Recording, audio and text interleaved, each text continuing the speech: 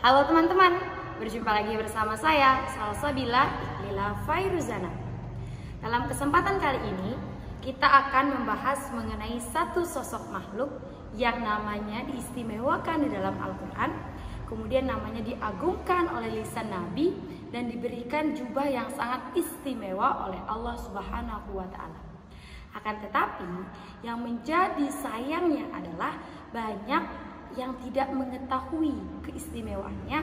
Banyak juga di antara mereka yang tidak mengetahui jubah istimewa yang telah disematkan oleh Allah, sehingga dengan mudah bagi mereka untuk melepaskannya.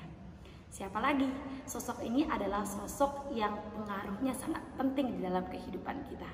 Dia adalah perempuan. Di dalam Al-Quran, perempuan dijelaskan sebagai sosok yang memiliki pengaruh luar biasa untuk kemajuan bangsa. Perempuan juga memiliki sosok yang pemikirannya itu bisa dijadikan sebagai sesuatu yang besar untuk perubahan, baik dari perubahan kecil yang akan menimbulkan perubahan besar. Di dalam Quran surah Al-Hujurat ayat 13, Ya ayyuhan nasu inna khalaqnakum min dzakarin wa untha. Wahai manusia, sesungguhnya kami telah menciptakan laki-laki dan perempuan. An-nasu itu adalah salah satu penyebutan kata manusia di dalam Al-Quran, dan kemudian Allah menyebut laki-laki itu dengan kata dzakar dan perempuan itu dengan kata untha. Apabila kita kaji dari perspektif segi bahasa, untha di dalam kamus bahasa Arab ini tidak menunjukkan makna perempuan, tetapi ia menunjukkan makna yang di dalamnya ada 3 sifat yang terkandung. Yang pertama, yakni mengandung. Yang kedua, melahirkan. Dan yang ketiga, menyusui. Dan perempuan yang sudah lengkap 3-tiganya ini disebut dengan ibu. Karena itu Al-Quran sendiri mengisyaratkan untuk kita itu berbuat baik kepada ibu kita. Nah, karena ini adalah momentum Hari Ibu, kita akan membahas mengenai sosok seorang ibu. Fala taqul lahuma uffi wa la tanharhuma. Janganlah sekali-kali kamu mengatakan kepada orang tuamu. Quran surah Al-Isra ayat 23. Dan yang kemudian yang kedua, sudahkah kita menghormati ibu kita itu sesuai dengan syariat? Itu jawabannya adalah ada pada diri kita. Mari kita sama-sama membahas seperti apa sih sosok dan peran seorang ibu di dalam kehidupan kita. Ibu adalah sosok yang sangat berperan penting dalam perkembangan anaknya. Karena menurut penelitian, ada suatu penelitian yang mengatakan bahwasanya sumber kecerdasan seorang anak itu berasal daripada ibunya. Karena seorang wanita itu memiliki 2 kromosom X yang akan membawa pada faktor genetik kecerdasan. Nah, dari sinilah kita juga mengkaji ibu di dalam bahasa Arab itu disebut dengan di mana apabila ada seorang wanita yang menjadikan dirinya sebagai ibu, mendidik anaknya dengan baik, mendidik anaknya dengan penuh cinta dan kasih sayang, maka ia akan menghadirkan generasi pemimpin umat yang berkarakter. Karena ibu ini adalah orang yang menjadi sekolah pertama bagi anak-anaknya. Al-Madrasatul Ula. Ibu adalah sekolah pertama bagi anak-anaknya, karena ibu adalah central figure di dalam menentukan pribadi dan karakter anak, di mana pribadi dan karakter yang baik akan memunculkan tingkah laku yang baik. Sebagaimana hadis Rasulullah Shallallahu Alaihi Wasallam riwayat Muslim dan Bukhari yang akan saya bacakan. Hadis ini diriwayatkan oleh Abu Hurairah. Hadits Abi Hurairah radhiyallahu an. Qala, jadi berkatalah ada seorang pemuda Ja'a rajulun ila Rasulullah Shallallahu Alaihi Wasallam. Faqala, pemuda ini berkata kepada Rasulullah Shallallahu Alaihi Wasallam, Ya Rasulullah, man ahaqqu bi husni sahabati. Siapakah di antara ibu dan bapakku yang harus aku muliakan? Dan Rasulullah Shallallahu Alaihi Wasallam menjawab, Qala ummaka, ibumu, kata Rasulullah. Terus kemudian laki-laki ini bertanya lagi, Tsumma man? Qala Rasulullah Shallallahu Alaihi Wasallam, ummaka. Pemuda ini bertanya lagi, "Tumaman ya Rasulullah?" Rasulullah menjawab, "Ummaka."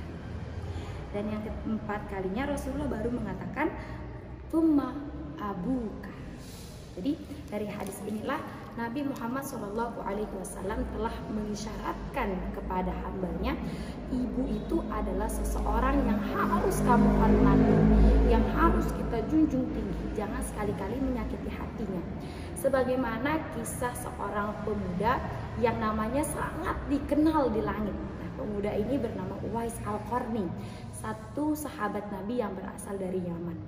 Ia memang diuji oleh Allah Subhanahu wa Ta'ala dengan kurang harta, tetapi ia tidak diuji dengan kekurangan iman, bahkan kekurangan kasih sayang kepada ibunya.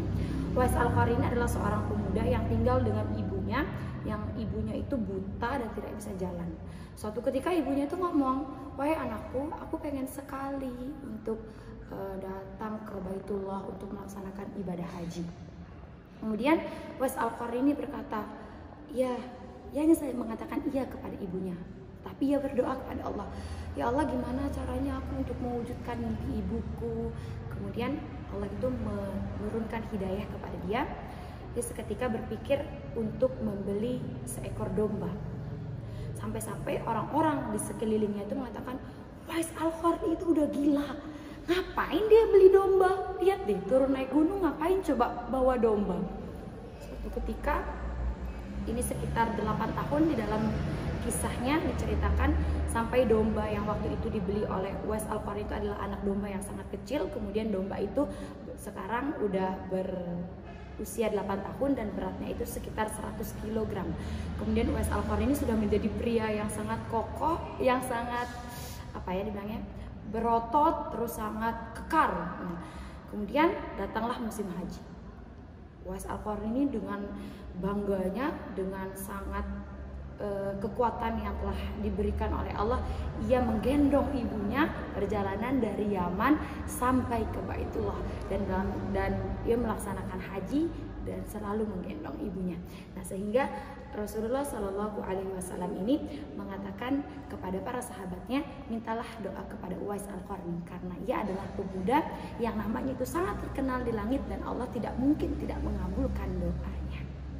Dari sinilah kita bisa melihat salah satu contoh sahabat yang sangat mengagungkan, bahkan sangat menyayangi ibunya.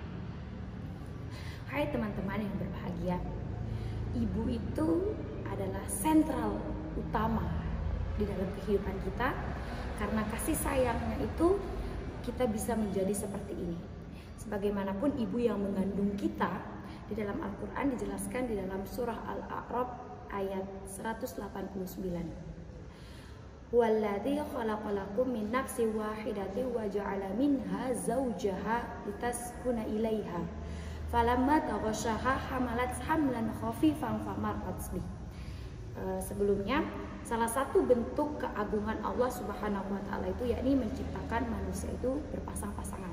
Sebagaimana firman-Nya di dalam surah Ar-Rum ayat 21. Kemudian di dalam Allah menciptakan manusia itu berpasang-pasangan, terjadilah sebuah ikatan yang dinamakan dengan pernikahan. Pernikahan ini di dalam maqasid syariah adalah salah satu cara untuk hifdzun nasl, menjaga keturunan.